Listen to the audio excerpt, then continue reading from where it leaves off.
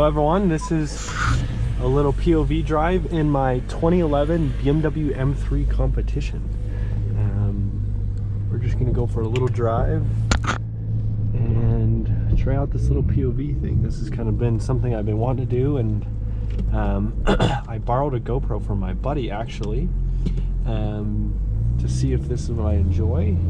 This is a pretty wide angle, so I want to most likely adjust that later on. But yeah, let's see how it goes.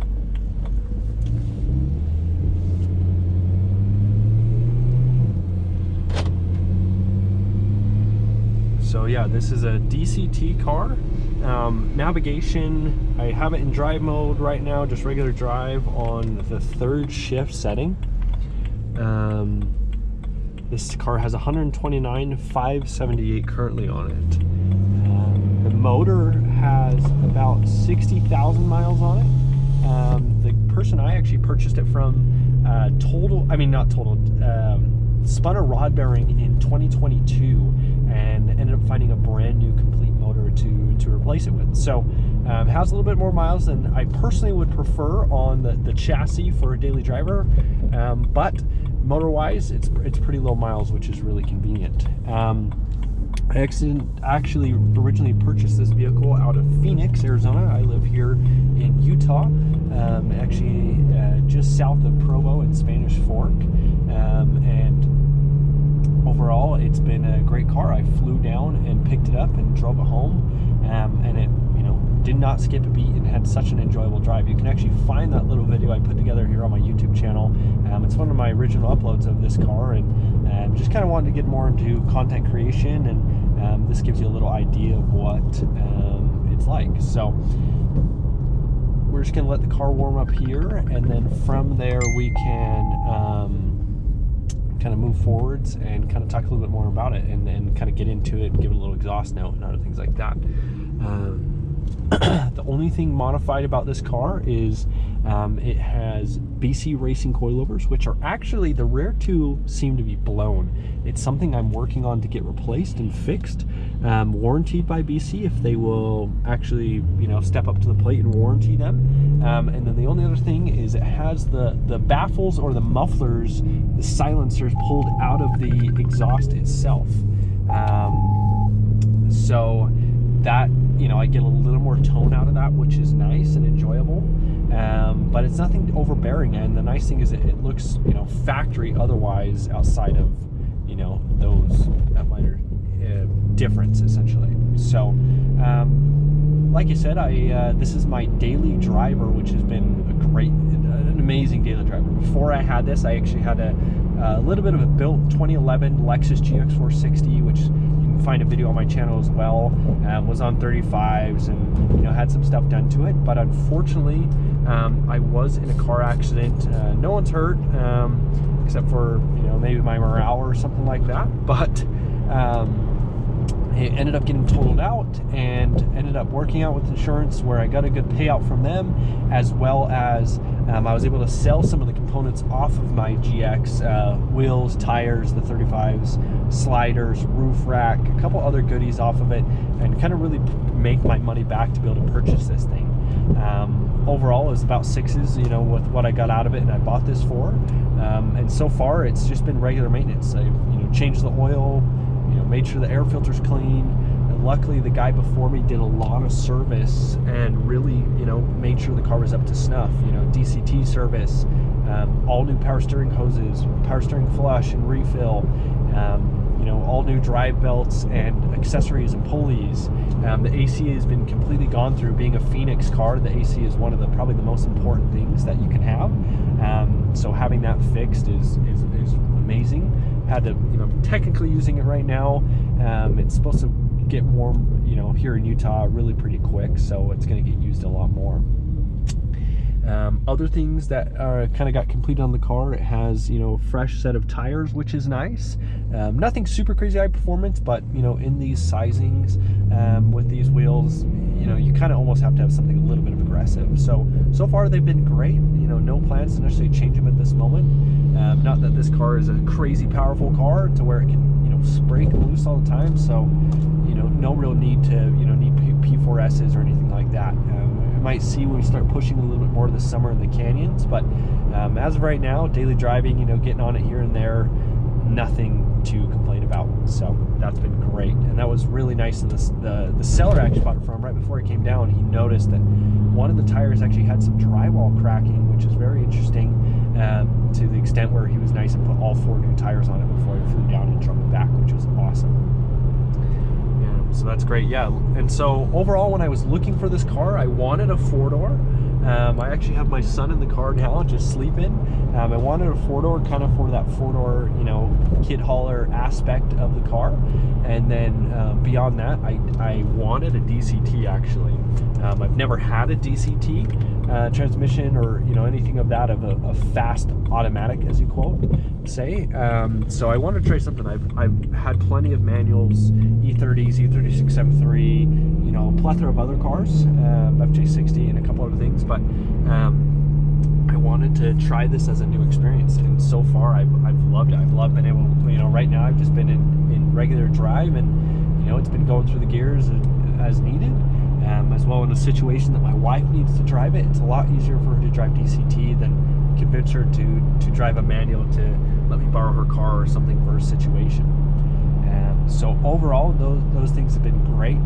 I really love it. It's been a great experience, and overall I think I made the right decision for what I want out of the car.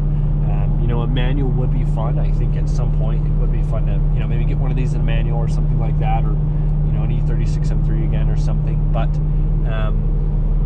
overall, the DCT has been great. So a couple other things to kind of mention about the car. Is it is Jerez black, which, you know, some people love, some people hate. I actually love the color. The blue, when, you know, you get it in the light, is absolutely stunning, and I love that. I really this summer want to pay for a paint correction and get it ceramic coated. I think it would really benefit from it, and I think it's something that, you know, will really even make this paint and everything shine a little bit more, which is awesome. Right here, so let's put it down in the M mode. I got this kind of pre-configured, so turns on power mode. EDC is not active at this moment because I have BC coilovers, so it's kind of disabled. I'd love to get a coilover system that would use this function, but at this time I don't. So sport mode, most aggressive shift setting. I just have it in MDM as far as traction control, so not full off to where you get the extra aggressive shift point, which I like having the little bit of traction control system. And then of course it's in the most aggressive settings elsewhere as far as you know, steering stiffness and other things like that. So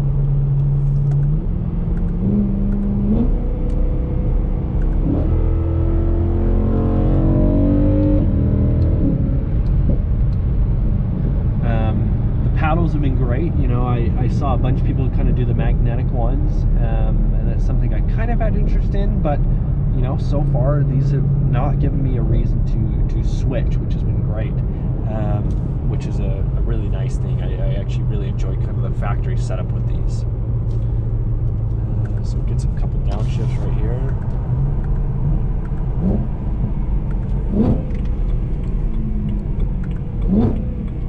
Down to first. Complete stop here, and we'll give it a little punch here. Traction control, second, third, fourth. Got into traction, lost traction, had to limit my power a little bit, which is fine. And we'll take a left up here.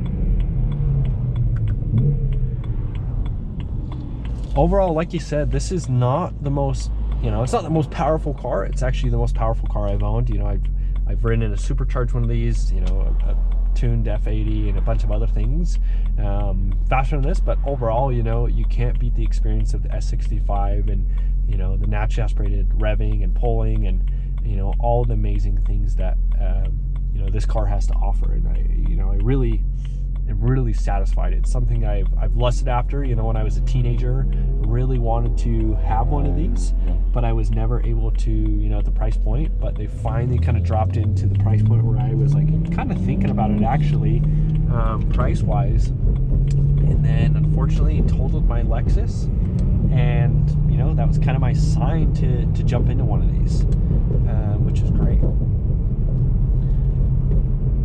Coming down here past the local golf course I like to golf at. I really enjoy golf. I'm on the road to, I would love to break 90, a realistic 90 this year. So we'll see if that turns out, how it plays out. But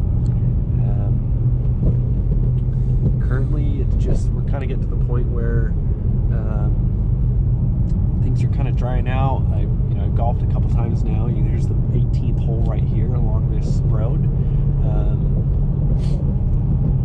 But yeah, excited to play a bunch of golf. I just recently picked up some new used golf clubs off eBay, which was a great experience. Ended up with some of the TaylorMade Stealth 2 stuff, and Stealth irons. You know, people have mixed reviews of everything. Overall, I love it. I love TaylorMade. I've always been a fan and never had an issue personally.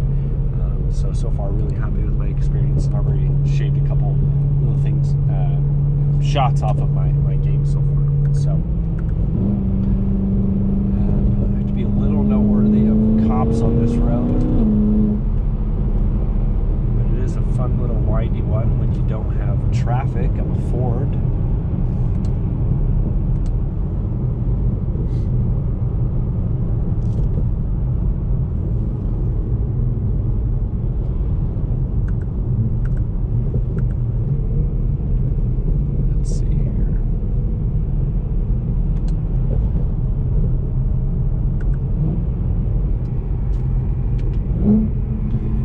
Has actually been really interesting. I find myself using the shift of the knob a lot, just from upshifts and downshifts, especially, you know, that's one of the downsides of the paddles being fixed to the car themselves. Makes it a little difficult in some aspects of, you know, when I'm turned, just going through a regular intersection, I'm in manual mode. Sometimes it does make it difficult, and I do have to kind of knock that. Otherwise, sometimes, you know, lazy enough, I have my hand down here, and you know, I've just got my hand rested down here and just a couple blips down the shift. So that's something that I've actually really come to enjoy, as well as I really like on this car how the reverse is left and up, similar to, you know, another manual gearbox of a BMW, where you know, left and up. It kind of gives you a little bit of experience of a kind of a manual of being able to go in left and up, and you know, I kind of really value that in the car, and it's one of those small little things that has been nice to have. As far as other things go, I did go for the double dip, or navigation, or whatever you want to call it, double hump. I really actually wanted it because in some ways I feel like it makes it a little bit more modern, when the fact of being able to customize things as far as traction control and other things like that, really easily visible. But as well as next on my list, I really would love to get one of the Apple CarPlay units that kind of converts. That's something that's big on my list, and so once I have that kind of will see my full vision circle of getting a dual clutch transmission with the navigation, kind of for the ultimate daily driver spec. Unfortunately, this guy's cleaning the road here and kicking a bunch of dust and construction. Unfortunately, going to get my car pretty dirty, which is a bummer. But hey, what's a car that's not driven?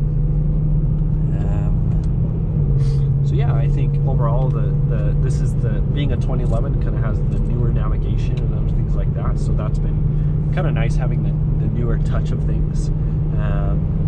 I think, you know, if this was a stripper spec, quote unquote, of, you know, no navigation, manual, you know, no sunroof, yeah, okay, no double din for my situation. But otherwise, I like the look of it. Doesn't bother me at all.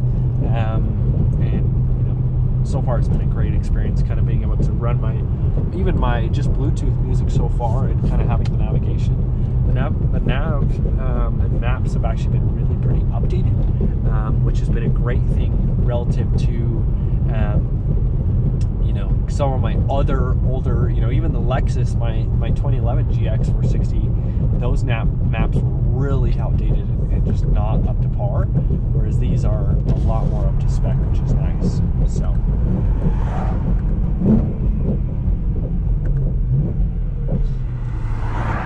got a little bit of a traffic jam here at the four-way stop.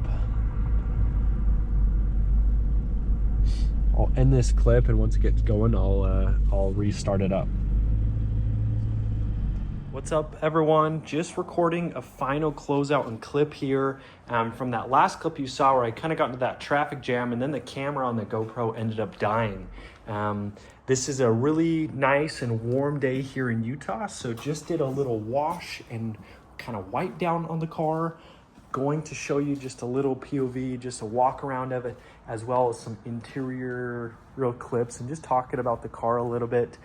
Some of the things that I want to do for this year is get a replacement aftermarket European front bumper to delete these side markers, and then at that same time, of course, repaint the front end so that it's all nice and looks good. And then of course a paint correction, because you can see I love the blue and the color in the paint, and you can see the shine, but you can see, you know, it's you know, seen some better days as far as car washes and people abusing the paint.